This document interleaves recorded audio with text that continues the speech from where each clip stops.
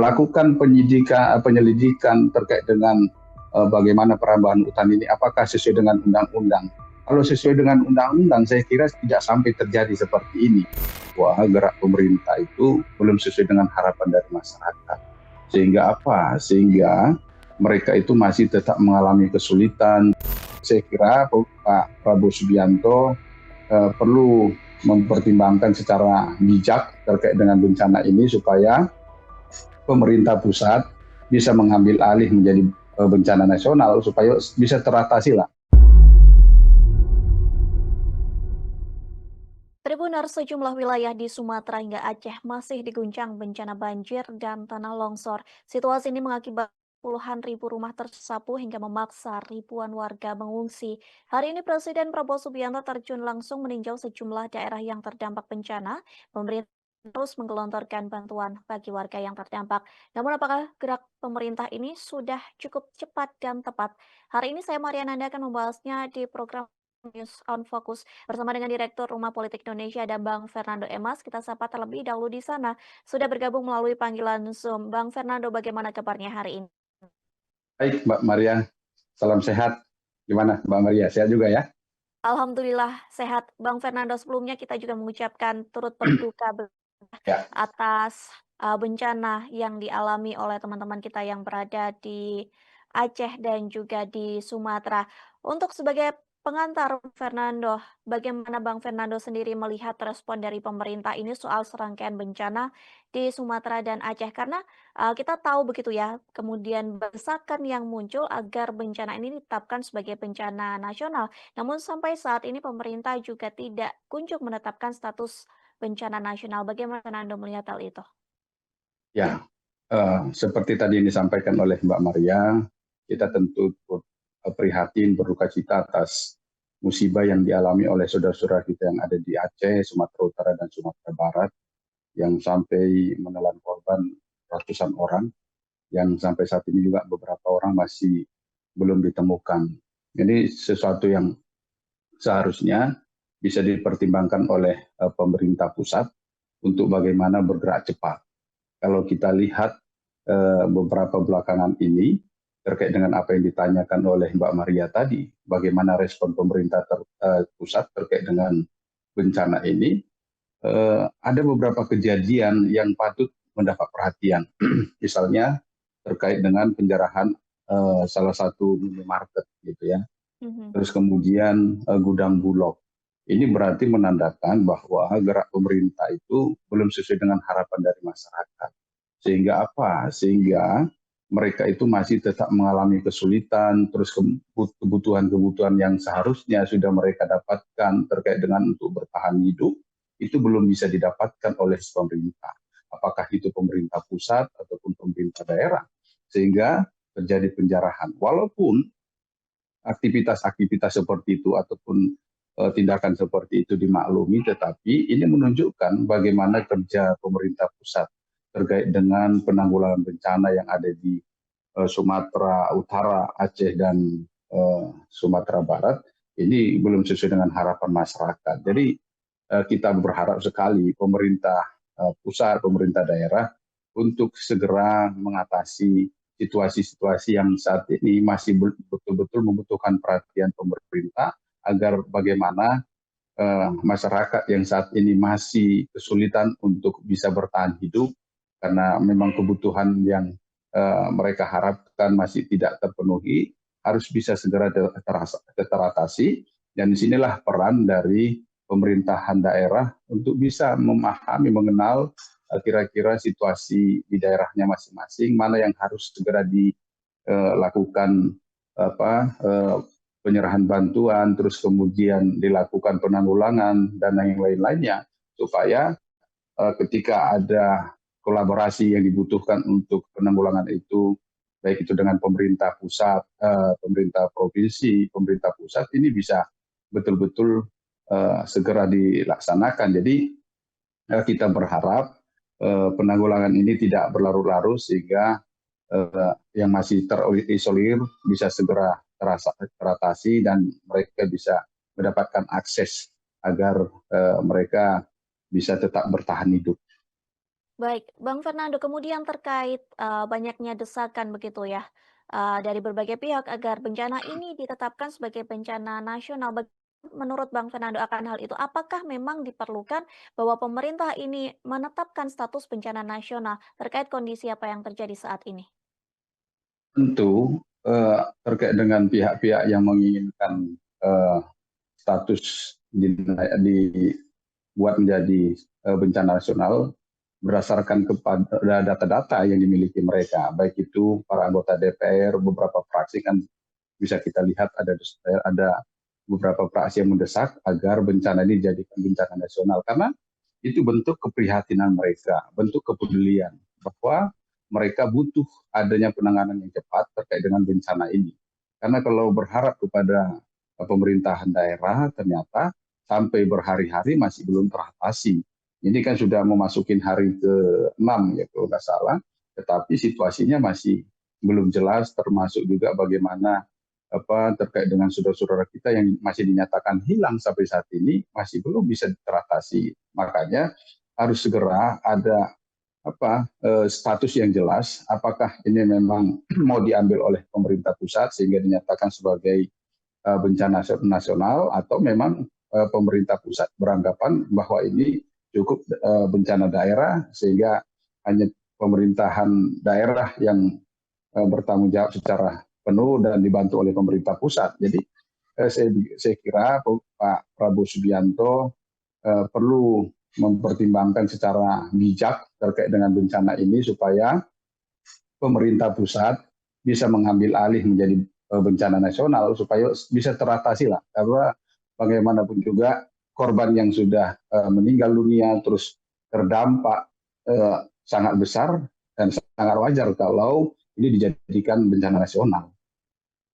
Baik, Bang Fernando, kemudian dalam situasi ini gitu ya, kita bisa melihat bagaimana Kementerian Pertahanan dalam hal ini, Menhan begitu, tampak begitu dominan untuk mengatasi situasi, bahkan mengerahkan pasukan hingga helikopter begitu. Bagaimana Bang Fernando membaca langkah dari Menteri Pertahanan sendiri dalam mengatasi bencana yang ada di Aceh dan Sumatera? Saya kira sesuatu yang wajar ya Mhm. ketika semua pihak, apakah itu Menteri Pertahanan termasuk juga saya melihat dari pihak kepolisian, Kapolri sudah juga melakukan tindakan-tindakan nyata untuk membantu saudara-saudara kita yang terdampak musibah ini. Jadi semua pihak dan ini kan juga merupakan arahan dari Presiden Prabowo Subianto agar semua pihak, semua kementerian, lembaga ikut ambil bagian untuk menanggulangi bencana yang ada di Aceh, Sumatera Utara, dan uh, Sumatera Barat. Jadi kita berharap dan saya berharap jangan ada pihak-pihak yang mencari panggung terkait dengan situasi ini karena seringkali kan bencana itu dijadikan membuat panggung-panggung politik yang bermanfaat untuk kepentingan dirinya. Jadi bukan bukan murni untuk kepentingan membantu masyarakat yang terdampak musibah. Baik, kemudian kalau sampai sejauh ini bagaimana Bang Fernando juga kemudian bisa membaca begitu ya, koordinasi antara pemerintah pusat dengan pihak-pihak terkait, begitu seperti BNPB, TNI, Polri, hingga pemerintah daerah. Karena, di akhir-akhir ini begitu banyak pemerintah daerah, gubernur, wali kota begitu yang mereka menangis, eee, tidak sanggup begitu untuk mengatasi bencana yang ada di wilayah mereka. Ya, makanya itu menjadi salah satu dasar Mhm. terkait dengan apa yang tadi ditanyakan oleh Mbak Maria terkait adanya desakan untuk menjadikan bencana nasional karena memang ketidaksanggupan dari pemerintah daerah dan mereka sudah menyatakan tidak sanggup mengatasi situasi Mmm, ini. Tetapi saya berharap jangan ada pemerintah daerah yang juga membuat panggung politik terkait dengan bencana-bencana ini karena seperti Bupati Aceh Tenggara yang dikunjungi oleh Presiden Prabowo Subianto hari ini. Jadi memanfaatkan ini untuk kepentingan-kepentingan politik yang tidak jelas gitu. Jadi seharusnya nalar politiknya itu dikesampingkan, tetapi nalar kemanusiaan yang harus dikedepankan. Ini kok malah malah kepentingan-kepentingan politik yang dikedepankan sehingga adanya statement-statement politik yang disampaikan bagaimana menyangkut pautkan dengan pilihan-pilihan politik di 2024 yang lalu. Ini kan tidak seharusnya dilepaskan. Jangan sampai ada dalam situasi yang seperti ini bahwa adanya menyuarakan terkait dengan pilihan politik mereka di 2024 yang lalu sehingga layak pantas diberikan bantuan.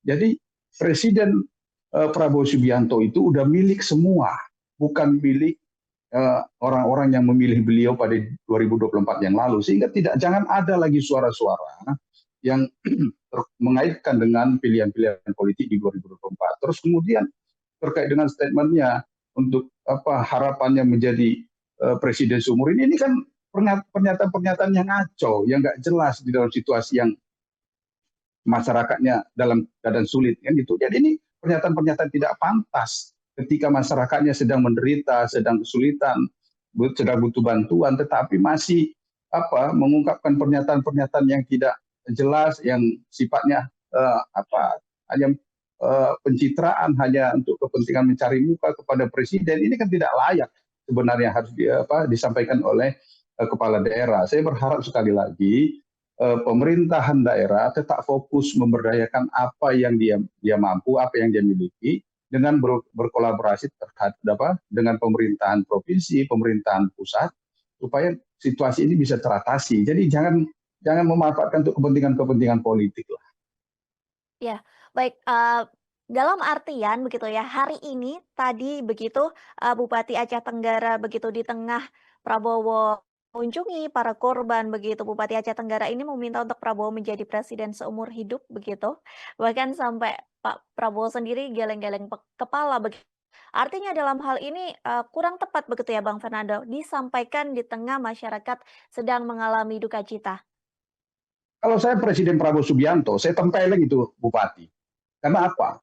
Situasi yang sangat menyusahkan masyarakat masih berbicara tentang kepentingan politik. Gitu. Jadi kalau untung saja Pak Prabowo masih hanya geleng-geleng kepala gitu kan, tidak sampai ada tindakan fisik yang dilakukan. Karena memang tidak pantas seorang bupati yang seharusnya lebih mementingkan kepentingan rakyat yang sedang kesusahan. Apalagi kita lihat ya, situasi bagaimana teriakan-teriakan masyarakat meminta bantuan dari Pak Prabowo, pemerintahan pusat. Ini kan seharusnya menjadi perhatian dari para bupati, bukan membuat panggung-panggung politik untuk kepentingan politik dia, karena dia tidak terdampak gitu. Jadi seharusnya sebagai kepala daerah bisa lebih merasakan situasi yang dialami oleh masyarakatnya, bukan malah gubernur ataupun presiden yang bisa lebih merasakan sehingga harus turun gitu. Jadi saya berharap tidak akan ada terulang lagi situasi yang seperti ini. Baik, kemudian Bang Fernando dengan bantuan yang diberikan begitu ya dengan, dampak korban juga yang terus bertambah setiap harinya begitu. Apakah Bang Fernando ini juga melihat pemerintah pusat ini mampu menjadi backup bagi pemerintah daerah yang kolaps menghadapi bencana, Bang Fernando? Ya, selain bantuan, saya kira perlu juga kebijakan-kebijakan Mhm. yang betul-betul konkret untuk kepentingan masyarakat yang terdampak. Jadi tidak hanya kehadiran seorang pemimpin, tetapi kebijakan itu betul-betul dirasakan, terus kemudian apa yang dibutuhkan oleh masyarakat itu betul-betul bisa dirasakan. Jadi kehadiran itu memang untuk memastikan terkait dengan kebutuhan masyarakat yang terdampak, terkait dengan situasi yang dialami. Jangan sampai nanti laporan-laporan yang didapat oleh Presiden tidak seperti kenyataan gitu. Jadi jangan sampai ada pengurangan-pengurangan informasi dari kenyataannya seperti yang didapatkan oleh kepala BNPB misalnya. Beliau sebelum turun eh, beranggapan bahwa tidak mencekam tidak seperti yang mencekamnya, tidak seperti yang beredar di media sosial, tetapi kenyataannya kan beliau sendiri merasakan. Jadi saya berharap turunnya para pejabat negara, presiden, siapapun itu, untuk memastikan situasi-situasi yang ada, terus kemudian memastikan bahwa yang dibutuhkan oleh masyarakat itu betul-betul sampai. Bantuan-bantuan yang diberikan oleh pemerintah pusat itu betul-betul sampai kepada masyarakat. Jadi jangan ada lagi pihak-pihak ataupun pejabat-pejabat yang memanfaatkan, karena kan pernah juga terjadi ya situasi begini, masih ada aja perilaku-perilaku yang tidak baik, yang tidak terpuji dari pejabat negara yang memanfaatkan untuk kepentingan-kepentingan pribadi. Kita berharap pejabat negara saat ini betul-betul orang-orang yang amanah, betul-betul orang yang bertanggung jawab, menyampaikan apa yang benar-benar dianggarkan oleh pemerintah pusat, pemerintah daerah, maupun pemerintah provinsi supaya betul-betul bisa dirasakan oleh masyarakat yang terdampak bencana. Baik, tadi Bang Fernando sempat menyinggung begitu ya soal pernyataan Kepala BNPB Suharyanto yang, kemudian dikecam publik gitu karena di tengah kondisi ataupun bencana yang menimpa dari saudara-saudara kita di Aceh dan Sumatera begitu, Suharyanto ini justru menyebut bahwa bencana yang terjadi ini mencekamnya hanya di media sosial. Meskipun Bang Fernando, terbaru Kepala BNPB ini sudah meminta maaf begitu. Bagaimana Bang Fernando melihat hal ini? Bagaimana kemudian gaya komunikasi dari pihak pemerintah yang terulang kembali membuat pernyataan kontroversial di tengah publik ini sedang merasa sedih, sedang diterpa permasalahan, Bang Fernando? Ya, pertama saya katakan walaupun itu diklarifikasi ya ketika bertemu Mhm, Bupati Tapteng kan, tetapi iya, eh, pernyataan itu sudah sampai kepada masyarakat, termasuk masyarakat yang mengalami musibah. Itu mhm, apakah pantas seorang pejabat negara langsung mengeluarkan statement yang di luar sepengetahuannya secara utuh gitu. Seharusnya kan dipahami, diminta informasi secara utuh terkait dengan situasi yang ada di daerah terkena bencana itu supaya ketika mengeluarkan statement itu betul-betul sesuai dengan apa yang terjadi. Jadi di sini kembali terulang gaya komunikasi ataupun cara komunikasi dari pejabat publik kita ini masih betul-betul tidak sebagaimana seharusnya sebagai seorang pejabat yang lebih menerangkan rasa empatinya. Seharusnya, kalaupun dipahami bahwa situasinya tidak seperti separah yang beredar di media sosial, tidak perlu terucap gitu. Pernyataan-pernyataan yang eh, saya yakin itu memang coba menenangkan situasi, tetapi tidak perlulah. Seharusnya kan bagaimana pernyataan-pernyataan ini menambah semangat dengan pernyataan-pernyataan yang lain. Terus kemudian bagaimana koordinasi-koordinasi yang jelas, yang betul-betul valid informasi dan data yang dimiliki. Karena bagaimanapun juga kan kita memiliki BNPB juga, BNPB di tingkat daerah. Terus kemudian ada jaringan struktur pemerintah di tingkat daerah untuk meminta mendapatkan informasi dari daerah. Sehingga ketika itu sudah didapatkan, ketika dia memanfaatkan secara utuh, secara baik terkait dengan jaringan-jaringan yang ada di pemerintah daerah ini, maka tidak akan sampai tidak terjadi kesalahan misinformasi yang dimiliki. Jadi saya berharap kepada BNPB ini udahlah dievaluasi aja sama Pak Prabowo karena ini menjadi ukuran kinerja dari pembantu presiden. Di sini dilihat tingkat kelayakannya layak atau tidak sebagai pejabat negara. baik. Kemudian Bang Fernando, kita kembali ke Menhan Syafri Syamsuddin begitu ya, yang kemudian juga sempat melontarkan pernyataan mengatakan bahwa situasi seperti ini, begitu, mereka tidak butuh rapat, yang dibutuhkan langsung bergerak begitu. Bagaimana kemudian Bang Fernando ini melihat pernyataan dari sang Menhan sendiri? Saya setuju, sepakat bahwa memang dalam situasi genting begini tidak diperlukan rapat yang bertele-tele, cukup Mhm, koordinasi melalui alat komunikasi. Situasi kita eh, apa keadaan sekarang ini kan sudah genting. Jangan mhm. terlalu banyak koordinasi rapat karena sudah di zaman teknologi yang canggih seperti ini sudah sangat mudah melakukan koordinasi rapat bisa melalui alat komunikasi atau media sosial. Tetapi bagaimana apa yang dihasilkan, apa yang bisa dibuat oleh pemerintah untuk mengatasi situasi ini. Karena masyarakat itu yang terdampak itu mereka itu berhitung waktu kan gitu terkait dengan bagaimana pertolongan yang didapatkan. Terus kemudian bagaimana yang mengalami isolasi supaya bagaimana mereka bisa bertahan hidup ini yang harus dipikirkan oleh negara. Jadi saya sangat sepakat sekali, sangat mendukung apa yang disampaikan oleh uh, Pak Menteri Mhm. Pertahanan. Baik, kemudian Bang Fernando, di tengah begitu ya, kedukaan dari saudara-saudara kita yang ada di sana. Di satu sisi kita tahu bahwa menjadi sorotan publik juga begitu ketika ada gelondongan kayu yang muncul bersamaan terbawa dengan derasnya banjir bandang. Artinya ada PR, dari pemerintah untuk mengusut hal ini dan ini sudah menjadi desakan dari berbagai pihak juga dari berbagai fraksi PR begitu ya untuk pemerintah ini mengusut hal ini. Meskipun ada bantahan dari Kementerian Perhutanan begitu dan publik juga tetap tidak puas dengan respons tersebut. Bang Fernando melihat hal ini.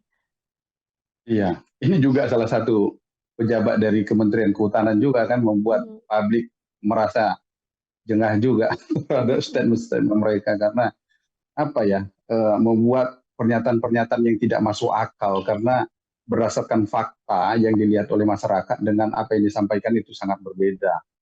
Jadi saya berharap sekali eh, pemerintahan baik itu di jajaran dirjen ataupun kementerian itu betul-betul lah memahami terkait dengan apa fakta di lapangan, terus kemudian kalaupun mereka berusaha untuk menutupi kegagalan mereka, jangan sampai berbohong yang tidak bisa ditutupi gitu loh.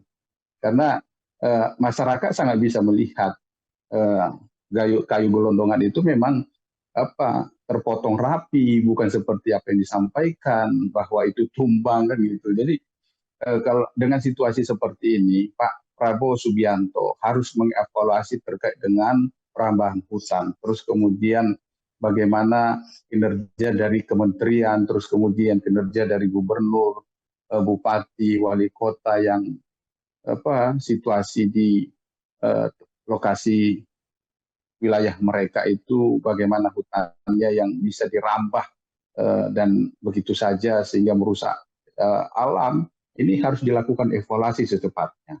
Jangan sampai kejadian seperti ini berulang karena tidak mungkin kan tidak bisa dilihat oleh pemerintah daerah terkait dengan pemanfaatan hutan karena ya seperti viral juga kan di media sosial dalam situasi seperti ini masih ada saja kendaraan yang mengangkut kayu gelondongan untuk dimanfaatkan untuk industri kayu. Jadi saya berharap ada tindakan tegas dari pemerintahan Pak Prabowo Subianto terkait dengan illegal logging yang dilakukan bukan hanya di daerah-daerah yang terdampak musibah saat ini, tetapi seluruh Indonesia. Supaya apa? Supaya sistem kita hutan kita itu betul-betul terjaga dengan baik. Jadi jangan sampai seperti ini. Setelah kejadian baru kita ribut terkait dengan bagaimana penjagaan hutan, terus kemudian data yang dimiliki oleh institusi, apakah itu kementerian, apakah itu pemerintahan provinsi, kabupaten, betul-betul jelas. Jangan sampai ada main mata antara pejabat-pejabat negara kita ini dengan perusahaan-perusahaan yang memanfaatkan hutan agar mereka bisa mendapatkan sesuatu yang memperkaya diri mereka. Baik. Namun apakah menurut Bang Fernando ini hanya cukup pemerintah untuk melakukan evaluasi atau memang perlu diadakannya penyelidikan ataupun investigasi dan apakah nantinya dari hasil investigasi itu juga perlu diungkapkan ke publik begitu? Dan apakah juga Bang Fernando melihat adanya dugaan pidana begitu gelondongan kayu yang muncul bersamaan dengan banjir bandang ini? Ya tentu, kalau kita lihat dari situasi seperti ini, Mhm. pemerintah tidak cukup hanya melakukan evaluasi, tetapi harus ada tindakan. Makanya kenapa saya minta Pak Prabowo Subianto, karena semua aparat negara ini kan ada di bawah beliau. Gitu. Jadi terus kemudian bagaimana aparat penegak hukum, terus kemudian Kementerian Lingkungan Hidup itu kan ada di bawah eh, Pak Presiden Prabowo Subianto supaya mereka diminta melakukan penyelidikan terkait dengan bagaimana perambahan hutan ini, apakah sesuai dengan undang-undang. Kalau sesuai dengan undang-undang, saya kira tidak sampai terjadi seperti ini, karena bagaimanapun juga mereka kan memiliki kewajiban untuk melakukan penanaman kembali terkait dengan hutan-hutan yang mereka sudah tebang. Jadi terkait dengan pelanggaran-pelanggaran ini, pemerintahan Pak Prabowo Subianto melalui aparat penegak hukum, saya berharap ada tindakan tegas terhadap pengusaha-pengusaha, perusahaan-perusahaan yang melakukan pelanggaran terkait dengan perambahan hutan ini. Karena kalau terjadi pembiaran secara terus-menerus, maka akan rusak alam kita. Maka akan semakin banyak terjadi bencana-bencana yang serupa di daerah-daerah lainnya. Baik, terakhir Bang Fernando sebagai closing statement juga dari Bang Fernando begitu. Bagaimana kemudian Bang Fernando ini melihat kehadiran langsung dari Presiden Prabowo Subianto ke lokasi begitu dan juga, Didi Hedi Prasetyo begitu bersama dengan Ibu Titik Soeharto juga turun langsung ke lokasi dan dikabarkan sebenarnya Pak Wapres Gibran Rakabuming Raka ini juga hari ini begitu dijadwalkan, turun langsung meninjau dari dampak banjir bandang dan tanah longsor di Aceh dan Sumatera. Bagaimana Bang Fernando melihat hal itu? Dan kemudian bagaimana seharusnya pemerintah ini bersikap agar menjaga kondusivitas namun tetap fokus untuk menangani dan memberikan bantuan kepada korban? Ya, saya sangat mendukung terkait dengan apa yang dilakukan oleh Pak Prabowo Subianto dan juga yang akan dilakukan oleh Mas Gibran, datang langsung ke lokasi-lokasi yang terkena bencana, karena kehadiran eh, kepala negara, kehadiran presiden, kepala pemerintahan itu memberikan semangat kepada masyarakat yang terdampak.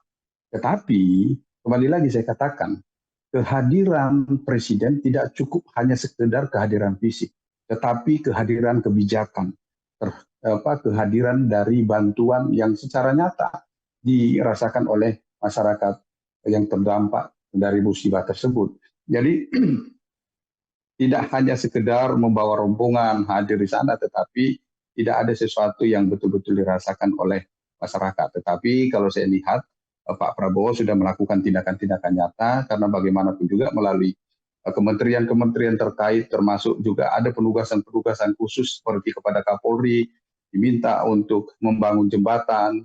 Ini kan sesuatu tindakan-tindakan nyata yang dilakukan. Jadi ini lebih dari kehadiran presiden dan juga wakil presiden. Terus kemudian terkait supaya bagaimana agar situasi ini tetap terjaga, kondusif, dan terfokus kepada penanggulangan bencana, ya kita berharap Pak Prabowo Subianto betul-betul memperhatikan, mendengarkan informasi, data yang betul-betul valid terkait dengan situasi ini. Dan kemudian beliau mempertimbangkan dan memutuskan tepat sesuai dengan harapan dari masyarakat yang terdampak di 3 wilayah provinsi tersebut. Karena kalau kita lihat kan masyarakat ini butuh percepatan.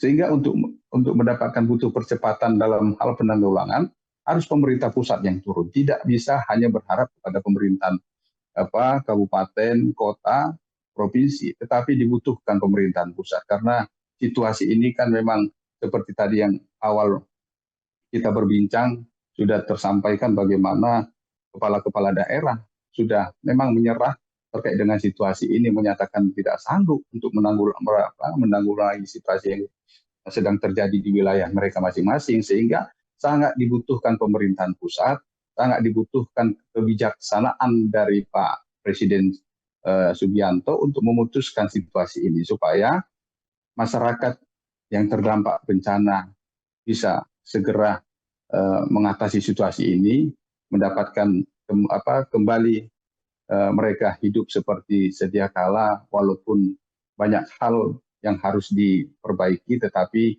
dengan keputusan yang tepat tentu semua akan mempermudah mengatasi situasi yang sudah terjadi ini.